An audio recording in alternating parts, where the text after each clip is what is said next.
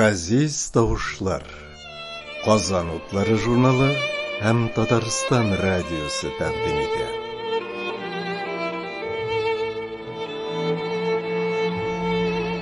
Игътибарыгызга Хайдар Гайнетдиновның «Ай күңелдә кала» дигән хикәясе тәкъдим ителә. Ул Айдар Хафизов укуында яңгырый. 1989 елгы язма. Яз көне, кояш җиргә туры карый башлагач, инде кар көпшәкләнгәч, Чулпан колхозындагы хатын-кызларны Чаллы элеваторына Симәнәгә җибәрделәр. Хатыннар көнен әйләнеп кайтырга ниятләп, 30 чакрымны тиз үттеләр. Чаллыга барып җиткәндә көн төшлектән авышкан иде инде. Чаллы элеваторында халык күп, төрле яктан килгәннәр. Баграш крәшеннәре дә, Федоровка урыслары да, Сүләй мукшылары да Симәнә алырга чират торалар. Чират акрын бара. Эй, Ходаем, дип еларга кереште Әсма. Кызыма бүген әйләнеп кайтырмын дигән идем. Ниләр эшлим, ниләр кылыйм, я Раббым. Бер үзе курка бит ул. Куркып чирләшкә калса нишләрмен, кая барырмын? Булай да ятим бит инде ул. Әсма авыл читендәге йортта кызы белән икесе генә яши. Алар ире белән өйләнешеп башка чыккач, сугыш башланды. Ире сугышка китеп 7 ай узгач, Әсма кыз бала тапты. Бала тапкан көнне аңа иренең һәлак булу турында язу китереп тоттырганнар. Янәшәсендә баласы барлыгында онытып, Әсма илрә-илрә елаган. Яңа туган бала шул чакта зәгыйфләнеп калгандырмы билгесез, инде 7 яшькә җитсә дә тик томалга елый башлый. Елаганда бөтен тәне бизгәк тоткандагы сыман калтырый, күзләре зур булып ачыла, күз карасы киңәя. Чиратта басып торган хатын-кызлар, бала-чагаларда кызганыч иде. Күзләрендә яшәүгә булган өмет инде сүнеп бара. Һәммәсе дә ябык йөзле, аш яңаклы. Алар кайчаннан бирле элеваторда шулай чират торалардыр. Бер Ходай үзе генә белә. Әсма шешеләнеп елый башлагач, барысы да тавышка борылып карадылар. Карадылар, әмма күзләрендә әсәрләнү, елаган хатынның хәленә керү кебек билгеләр күренмәде. Хәер, гаҗәпләнергә тиеш тә түгелләр иде. Чиратта басып торган әлеге кешеләр адәм балаларының ягылып үлгәннәрендә үз күзләре белән карап торган кешеләр ич. Ниндидер бер билгесез хатынның тота каба шешеләнүе аларны нигә шаккатырсын соң әле? Халыкның күплегенә, бүген кайтып җитә алмаячагына кайгырган Әсма өзми дә куймый да. Хараплар гына булдым дип ачыргаланды ул. Башыннан шәл яулыгы шуып төште. Битте башкаем. Әсма гасабиланып чәчләрен йолкырга керешкәч кенә, иптәш хатыннары аны юатырга кирәк таптылар. Булай ук кыланырга ярамый ич инде. Бу дөньяда бер Әсма гына кайгылымыни соң? Чиратта торучы чит ят кешеләр дә берәм-берәм Әсма янына килеп бастылар. Ни сәбәпле булай елавын сораштыра башладылар. Каминташтан бердән-бер хатын Нурдидә генә русча сукалы иде. Кайчандыр ул Алабуга шәһәрендә баракта руслар арасында яшәгән булган. Ду чатнадумы дип кулын ерактагы каминташ ягына силки-силки аңлатырга тотынды Нурдидә. Больной душ, вот такой душ. Нурдидә имән бармагын чигәсенә трәп боргалады. Рожденный больной. Аш яңаклы кешеләр Әсмәгә күтәрелеп карадылар. Кызганган кыяфәт чыгарып, башларын боргаладылар. И что она хочет теперь, дип сорады зур гәүдәле рус хатыны. Как можем ей помочь? Без очередь надо дать семена, диде Нурдидә кулларын як-якка җәеп. Хочет раньше домой удрать. Так в чем же дело, диде аптыраган рус хатыны. Пусть берет на здоровье. Вы тут подождите, я поговорю с начальством. Хорошо? Харуш, харуш, диде Нурдидә. Аннары каминташ хатыннар ягына борылып, бу барса тыңламый калмаслар дип елмайды. Кыяфәтенә генә карагыз сез аның, без мондый зур гәүдәле хатынны депутатлыкка да таба алмыйбыз әле. Йөрешенә генә карагыз сез аның, ничек итеп шум-шум атлый дип, башы белән ымлап күрсәтте ул китеп барган рус хатынына. Әсмә шәшәләнүдән туктады. Рус хатынының әйләнеп килгәнен көтә башладылар. Рус хатыны озак көттермәде. Кәминтәш хатыннарын чакырып кулын булгады. Таш идәннән чаналарын үстерәп, хатыннар бер-берсен этешә-төртешә аның ягына сүрелделәр. Әйттем бит мин сезгә, дип тәтелдәде Нурдидә. Депутаттан да хәтәррәк хатын туры килде безгә. Кәминтәш хатыннарының Симәнәне чиратсыз алуларына беркем дә каршы килмәде. Ничек кирәк алай капчыкларга Симәнәне тутырдылар, таш идәннән үстерәп, чаналарны яктыга чыгардылар. Булай чиратсыз алу да Әсманы тынычландырмады. Юк, барыбер кайтып җитә алмыйм мин, дип тәкрарлады ул. Караңгыга калам бугай инде. Кызым куркудан чирләшкегә әйләнмәсә ярар инде. Чаллыны чыгып җиткәнче Әсмә еламсырап барды. Ул кызымнан да аерылсам, нишләрмен, дип такмаклады ул. Әсманы тыңлап бару хатыннарны туйдырды бугай. Алар туктадылар, нидер әйтүен көтеп, ялварган төсмер белән Сафиягә текәлделәр. Хатыннарның ярдәм сорап аңа карауларын аңлаган Сафия нишләргә дә белмәде, тәне кызыша башлады. Нишләргә соң әле? Софияның да хәле җиңел түгел лабаса. Корсакка узганына 7 ай тулып килә. Хатыннар аны тук тормышта яшәүдән тазаргандыр дип уйлыйлар мөгаен. Шушы кул арбасы, бәләкәй чана белән йөк ташый Софияның әле сәламәт бала табалганы юк ич. Беренче баласы Гасимә 7 айдан туса да, ярый исән калды. Икенче баласы малай булырга тиеш иде, үле туды. Өченче баласы Нәгыймә туып 2 айлык булгач, үлеп китте. Инде монысына ни язгандыр?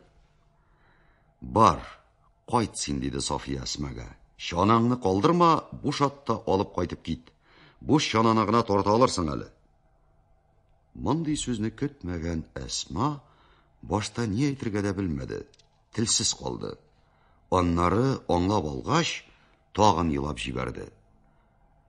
Капчыкларның 3тән 2 өлешен Сафия үзенә алды. Калганнарын хатыннар үзара бүлештеләр. Әсма буш чанасын тартып, төркемнән аерылып китте. Аның адымнары кызу иде. Шулай җәһәт баруы аңлашыла да иде. Бала кайгысыннан да зуррак кайгы дөньяда бар микән соң ул? Әйдә, тизрәк кайтып җитсен. Баласын ялгызлыкта калдырмасын. Әнә, йөгерә дә бугай инде. Әйдә, йөгерсен. Тора-бара Әсмә кичкенә генә ноктага әйләнеп калды. Ахырда бөтенләй күздән үк югалды. Кәминтәш хатыннары йөкләре авыр булса да җиңел сулап куйдылар. Әле үзебез дә Чаллыда төн кунарга калган булырык, диде Нурдидә. Хей, син булмасаң, Чаллы битләреннән таланасы булганбыз икән, диештеләр хатыннар. Былай ичмасам, үзебезнең газиз битләрне туйындырбыз, диде кайсыдыр. Аның сүзеннән сыйык кына итеп көлешеп алдылар. Озакламыйларны ниндидер җәяүле кеше куып җитте. Ниндидер ир кеше иде ул. Аркасына 5тәр аскан, 5тәре саллыгына күренә, ахырысы авыр әйбер тутырган. Таныш түгел ир кеше килеп җитәрәк, хатыннар туктадылар. Кызай ярдәм бирсен, диде таныш түгел кеше ерактан ук.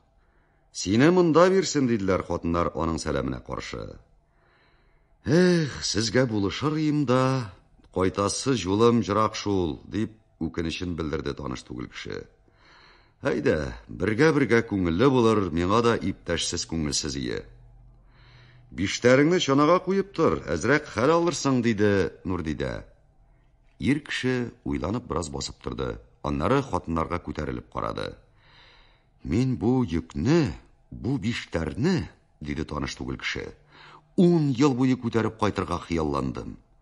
Хәзер инде өйгә кайтып җиткәнче дә җилкәмнән шөрмәскә риза. Нигә алай кистереп әйтәсең әле, абый? Хатын кызга сөйләшергә генә булсын инде. Андый чакта хатын кыз аш икәнен дә оныта. Бәләгә юлыктым мин, диде таныш түгел кеше. Сез үзегез кайсы авылдан?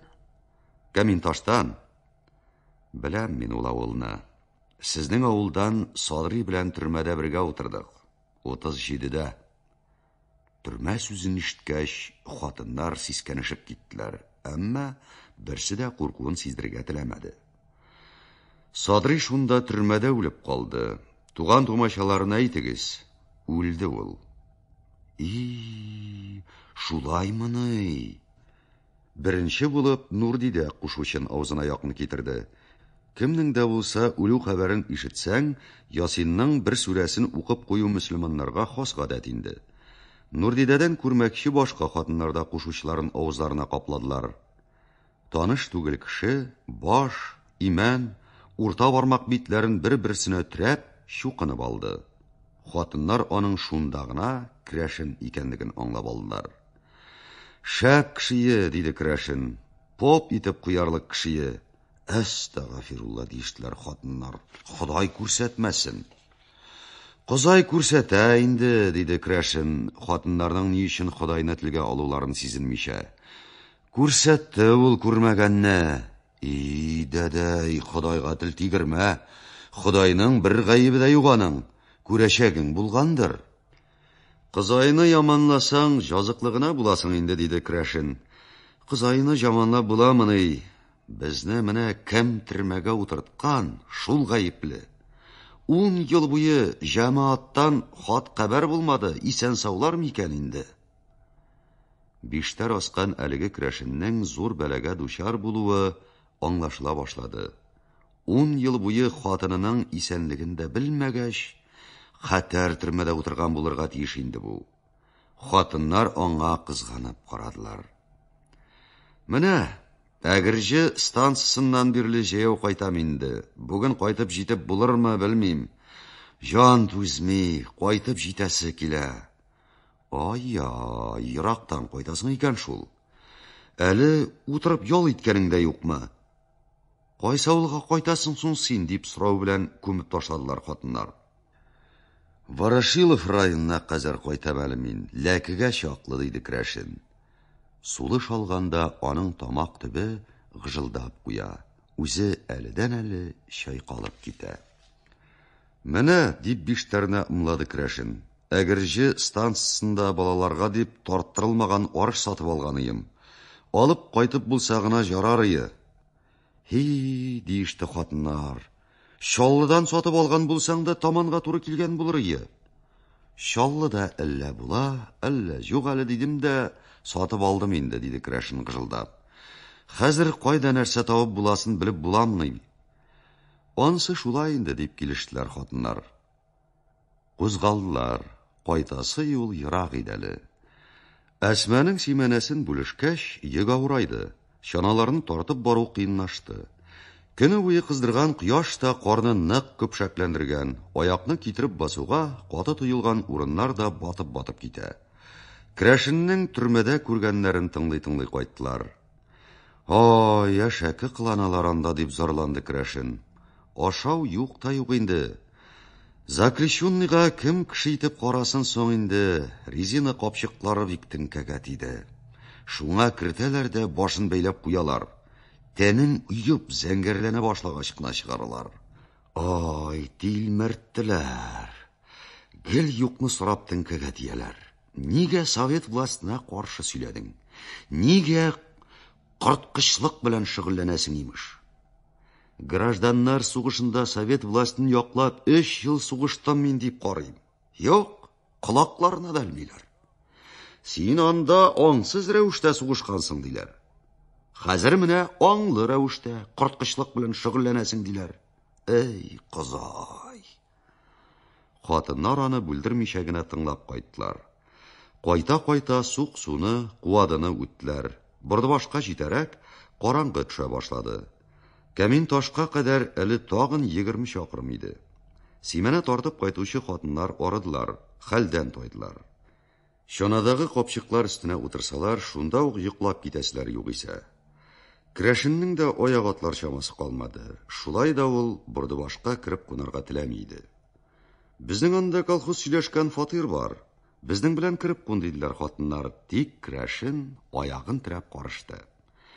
Кайтам дигәченнән кайтамын инде, диде ул. Мин бит аларны 10 ел күрмәдем. 10 ел. Керәшен караңгылыкка кирип югалды. Хатыннар калдылар. Бөрдебашның үзәк урамында бераз басып тордылар да колхоз фатирын эзләп киттеләр. Фатир кунып чыгу өчен генә сөйләшенгән иде. Анда хәтта чәй эчеп карынны алдау да мөмкин түгел иде. Нишлисең бит? Ятыр корсак ятыр, менә хәзер таң атыр дигәндәй. Үзләре белән кәтрә ризык алмаган хатыннарның хәле бик гайбәттән түгел иде әлбәттә. Шулай да түзәргә туры килә инде. Колхоз фатирында тамак ялгап алу түгел, үз өйләрендә дә ризык фәлән булды микән әле аларның.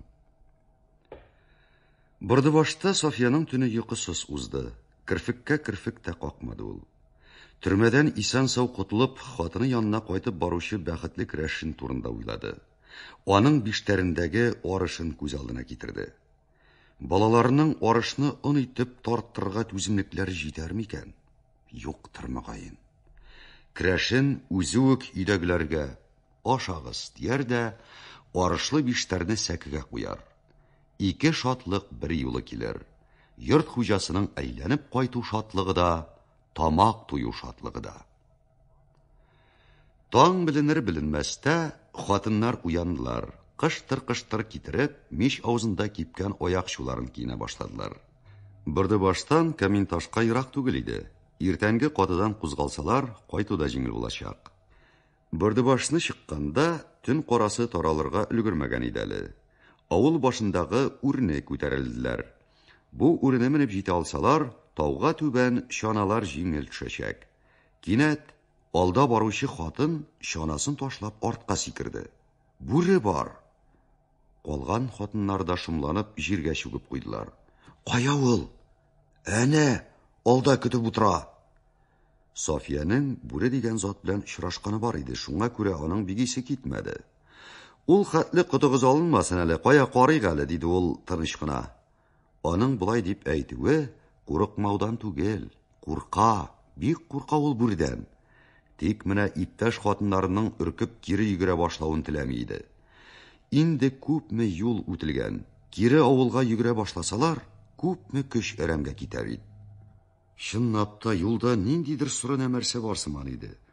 Бүрегә охшаган кебек, бүре булса, алар берәү генә булмас, бүре ялгыз гына йөрмәс.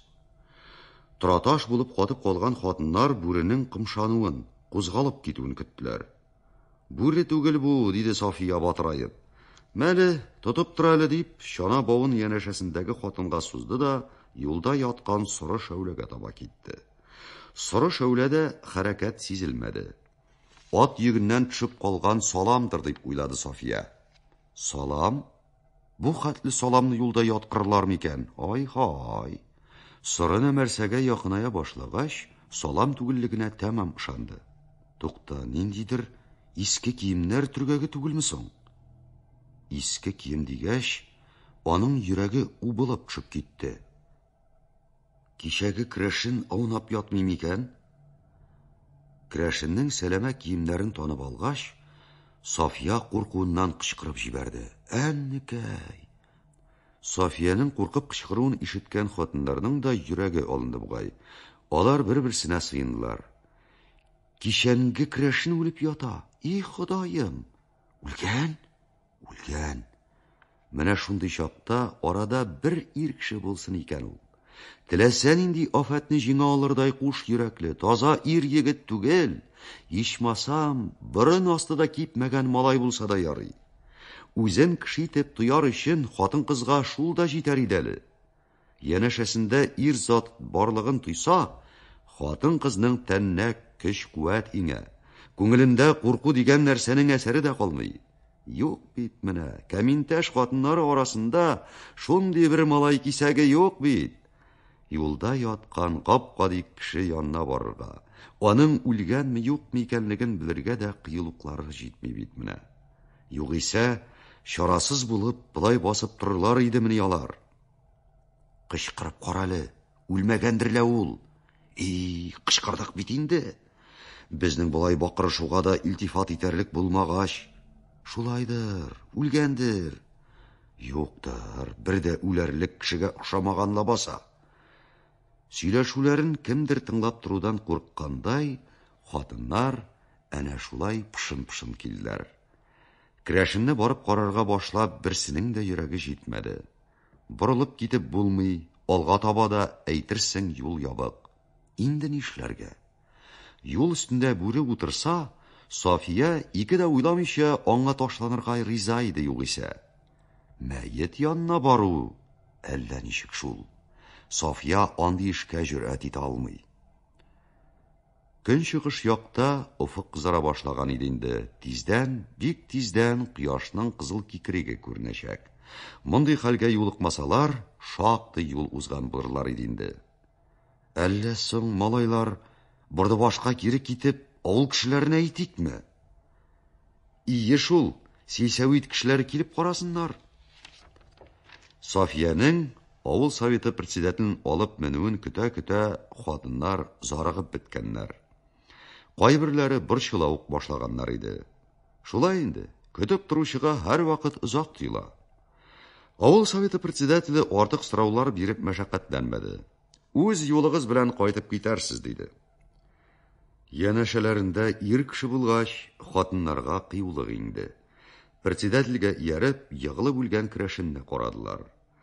Керәшен йөз түбән капланып үлгән иде. Сул кулы ачык иде. Уң кулы нигәдер йомык калган. Иелеп карагач күрделәр. Уң йодрыгыннан берничә арыш бөртеге шәйләнә. Димәк, Керәшен арыш бөртеге ашамакчы булган. Тик авызына кабарга өлгерә алмаган.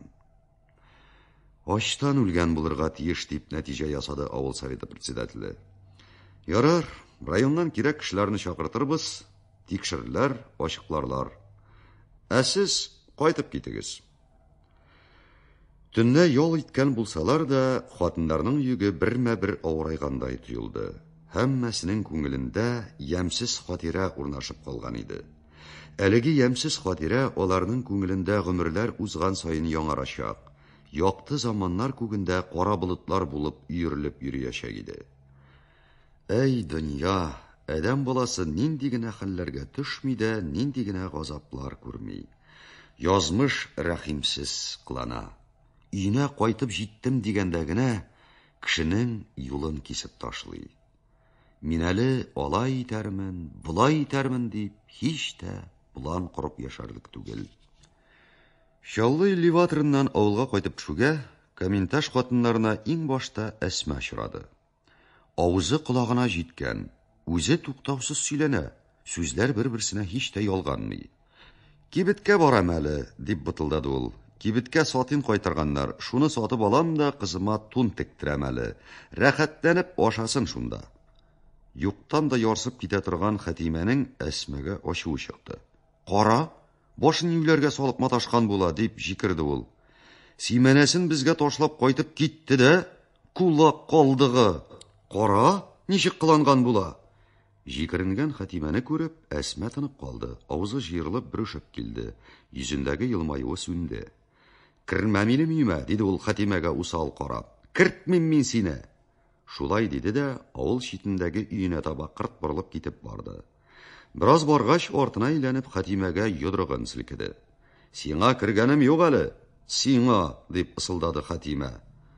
Әсмә Коменташ авылына Мусабайдан килен булып төшкән.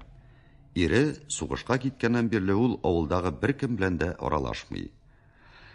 Хәер, аралашырга мохтаҗлыгы да булмагандыр бәлки. Башка хатыннарның да ниндидер йомыш белән аның ишегенә барып төртелгәне булмагандыр. Әсмә ничек яши, ашарына бармы, кием салымы җитәрлекме, берәү дә бу хәлләрдән хәбәрдар түгел иде. Әсмә киткәннән соң хатыннар берара сүзсез генә басып тордылар. Ул киткән яктан урамда Нурания карчык күренде. Ул әле Әсмә ягына, әле хатыннар ягына караштырып алгалый. Килеп җитәрәк, "Сезне каршыларга чыкканмыни, бичаракай?" дип хатыннарга сорау ташлады. "Йөри шунда башын тилегә салып", диде һаманда тынычлана алмаган Хәтимә. "Бердән-бер баласы ачтан үлгәч, тилерер дә инде", дип авырсулап куйды Нурания карчык. Хатыннар авызларын ачтылар да катып калдылар. Бер яулыкны чәйни суырып, чүбеккә әйләндереп бетергән мискенкәй. "Мәрхүмә", диде Нурания карчык. Бүген күмәләр инде. Әле менә мин дә Ясин чыктым. Бу көтелмәгән хәбәр хатыннарга коточкыч тәэсир итте. Хатимәнең йөзеннән ачулы сызыкларны юып алган кебек булды. Гаип эштә тотылгандай башын аска иде. Нимени, Нурянияттай, кичә үлгәнмени? Кичәдер инде, диде Нурания карчык әһәмият бирмичә. Кичә киткән игез түгелме соң Симәнәгә? Кичәдер инде. Менә сиңа башын юләргә салып маташу. Хатыннарның күзләре яшьләнде, авызлары кипте. Кайсыдыр, Ходай күрсәтмәсен дип, авыз эченнән мыгырданып куйды.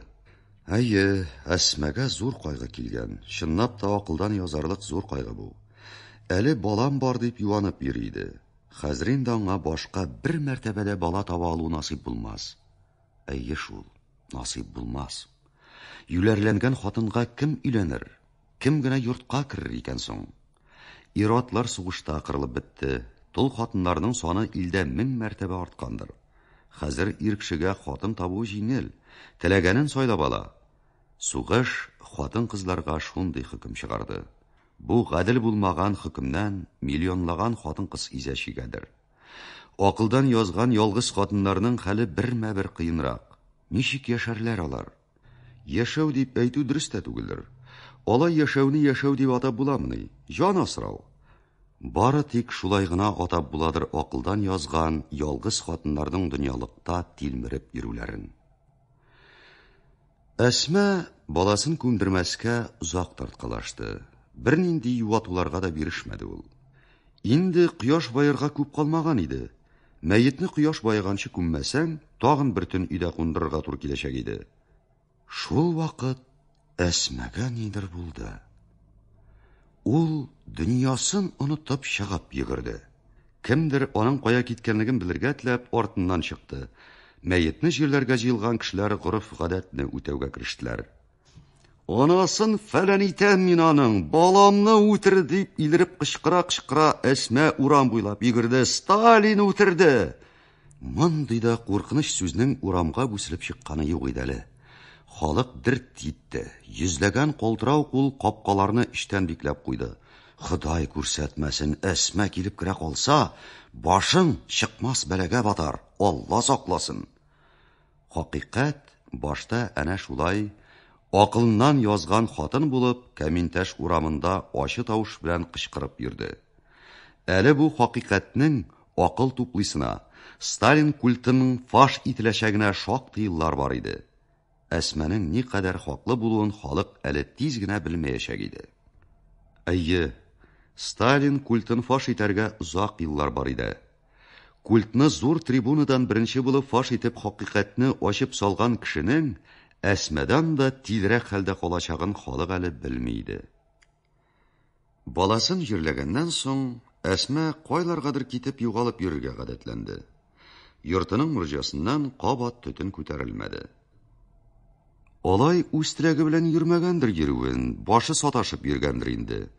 Өйнән ераккарак киткәч адашкандыр, уйламаган нитмәгән авылларда күреп кайталар иде аны. Кызы ачтан үлсә дә, мир халкы Әсмәгә ачтан үләргә ирек бирмәде. Дөньялык белән элемтәсе өзелгән кеше өчен кем инде ашамлык кызганып торсын. Әсмә әнә шулай 60-нчы елларга кадәр каңгырып тилмереп йөрде дә, кинәт кенә күренмәс булды. Авыл халкы арасында Әсмә үлгән икән дигән хәбәр таралды. Кемдер аны трактор чанасына тапталып үлгән диде. Кемдер буранда калып ышып үлгән диде. Берәү дә чын дөресен әйтә алмый.